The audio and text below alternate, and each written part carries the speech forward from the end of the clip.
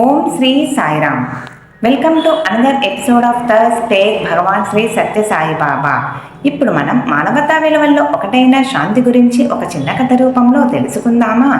ఎందరో సాధువుల మాదిరి సాధు సత్పురుషుడు పండిత్ గోవింద్ ఉన్నది ఒకే దైవం అని నమ్మి ప్రజలను దైవోన్ముక్తులను చేయడానికి ప్రవచనాలు చేస్తూ ఉండేవాడు. అయితే ఆయన ప్రవచనాలను కొంతమంది విమర్శించేవారు. కాచిన చెట్టుకే కదా రాళ్ళ దెబ్బలు అని తనని విమర్శించేవారని ఏమీ అనేవారు కాదు.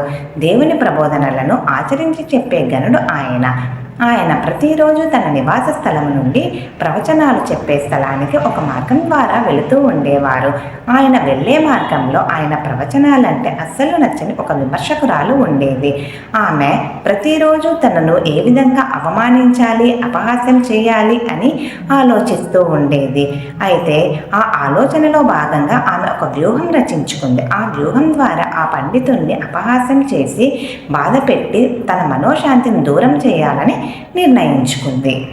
అందుకు ఆమె ప్రతిరోజు సూర్యోదయానికంటే ముందుగానే నిద్రలేచి ఇల్లు వాకిలి తుడిచి చెత్తనంతా ఒక డబ్బాలో వేసి మేడపై నిలబడి ఆ మార్గం ద్వారా వెళ్ళే ఆ సాధువు తలపై వేసేది. ఆ సాధువు తనపై పడిన చెత్తను దులుపుకొని వెళ్ళేవాడే కానీ కనీసం తలపైకెత్తి చూసేవాడు కాదు. ఇది ఆ విధంగా ప్రతిరోజు ఆమె చేస్తూ ఉండేది. ఒకరోజు ఆ సాధువు ఆ మార్గం ద్వారా వెళుతూ ఉండగా తనపై చెత్త వేయలేదు. అప్పుడు సాధువు ఆగి ఆ ఇంటి వైపు చూశాడు. అక్కడ ఎవరూ లేరు. తన గురించి తెలుసుకోవడానికి ఆ ఇంటి దగ్గరకు వెళ్ళి తలుపు తట్టాడు. లోపల నుండి నీరసమైన గొంతుతో ఎవరు వారు అని ప్రశ్నించింది. నేను పండిత్ గోవింద్ని, లోపలికి రావచ్చా అని అడిగాడు.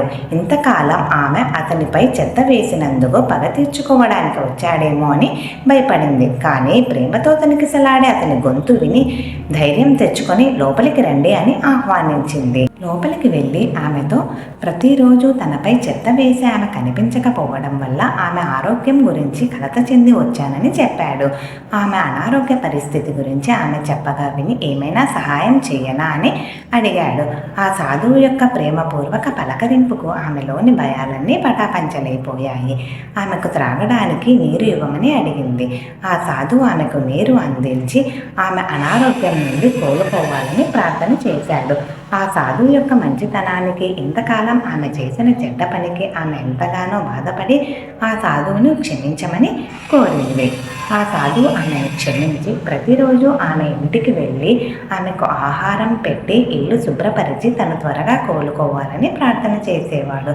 కొంతకాలానికి ఆమె ఆరోగ్యవంతురాలు అయ్యింది. తన పనులు తను చేసుకోగలిగింది. ఆ సాధువు యొక్క ప్రేమ, ఆప్యాయత, దయ ఆమెలో పరివర్తనను తీసుకొని వచ్చాయి. ఆ సాధువు ప్రవచనాలలోని పవిత్రత, శాంతి యొక్క శక్తిని ఆమె తెలుసుకోగలిగింది. ఐ వాంట్ పీస్ అని అందరూ అంటారు. శాంతి అనేది ఎక్కడో దొరకదు, అది మనలోనే ఉంది. మన స్వామి కూడా చెప్పారు కదా, ఐ వాంట్ పీస్ అంటే మనలోని ఐ అనే అహంకారాన్ని తీసివేయి, వాంట్ అనే కోరికని తీసివేయి. అప్పుడు పీస్ అనే శాంతి మనలో ఉంటుంది. జై సాయిరామ్.